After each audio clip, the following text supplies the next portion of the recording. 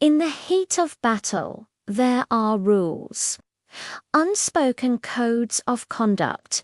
One of the most sacred is that you don't target medical personnel.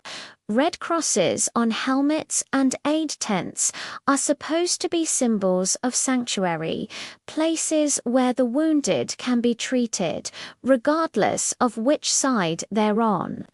But on one chaotic day in Afghanistan, that rule was shattered. The story belongs to Mary, a combat medic whose name we've changed for her privacy.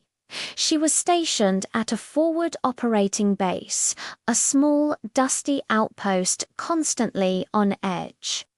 Her world was the aid tenter place of gauze, saline drips, and the constant metallic smell of blood.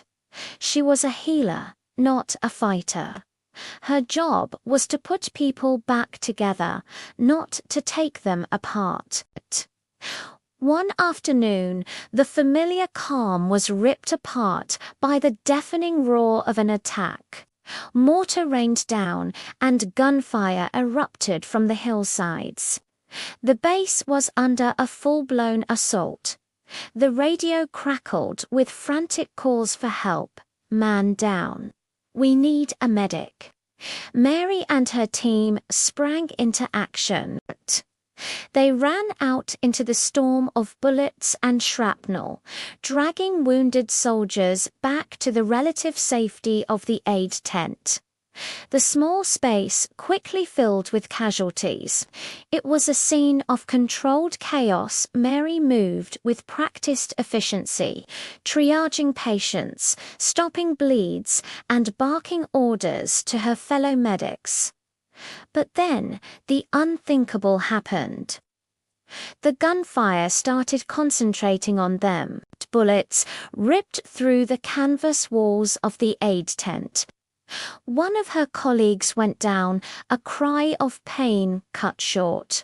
They weren't just caught in the crossfire, they were being deliberately targeted.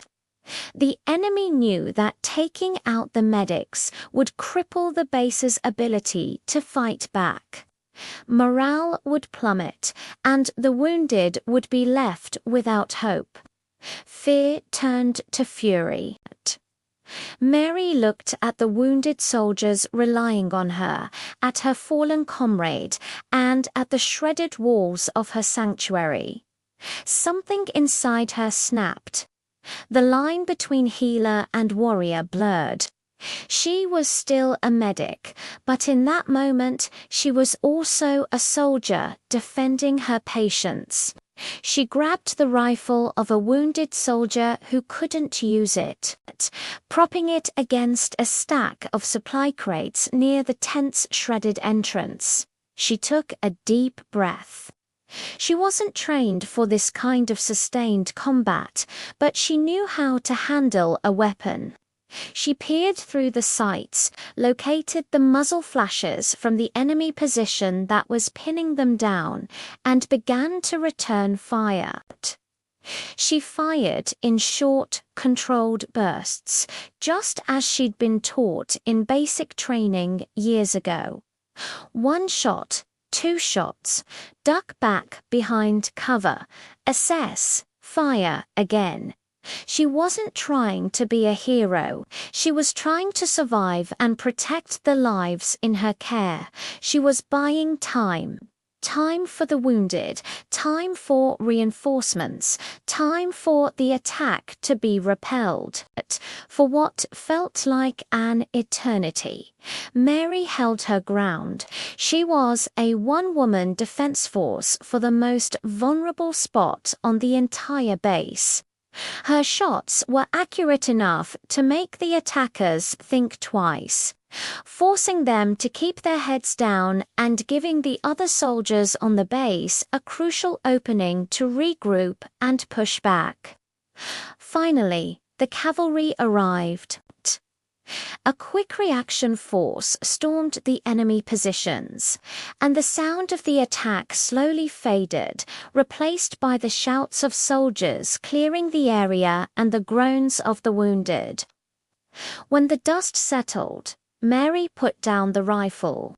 Her hands were shaking, not from fear, but from the sheer adrenaline.